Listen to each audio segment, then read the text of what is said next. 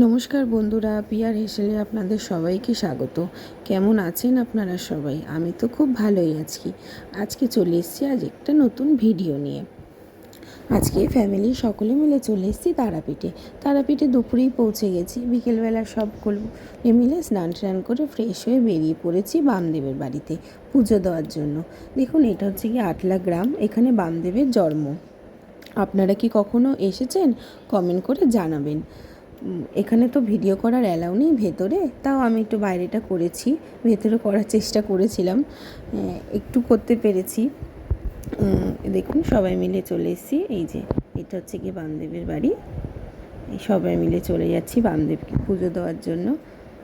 আপনারা কি জানেন, বামদেবকে পুজো না দিলে তারামার পুজো কখনো সম্পূর্ণ হয় না, এবং তারামাও কখনো খুশি হন না।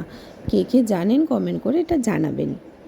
দেখুন, এই যে বামদেবের ঘর, এই যে বামদেব, এটা পুরোটাই বামদেবের বাড়ি। তারপর চলে এসেছি, এখানেই একটা শিব মন্দির আছে। দেখুন, এখানেও সবাই মিলে পুজো দিয়ে নেব। এখানে অনেক ঠাকুর আছে, এখানেও বামদেবের ফটো আছে। এই যে এটা আমার শাশুড়ি, এখন দেখাতে পাচ্ছি না, কখন সবাইকে দেখিয়ে দেবো। এই যে এটা আমার মেয়ে, এটা ননদ, এটা হাজবেন্ড, সবার পেছনটাই দেখা যাচ্ছে, সবাই পুজো করছে। এই দেখুন কত ঠাকুর আছে এখানে। এই যে বামদেবের ফটো। সকলে ভালো থাকবেন।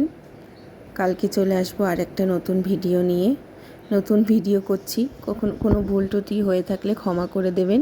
ভিডিওটা ভালো লাগলে লাইক করে দেবেন, শেয়ার করে দেবেন, সাবস্ক্রাইব করে দেবেন। নমস্কার, ভালো থাকবেন বন্ধুরা।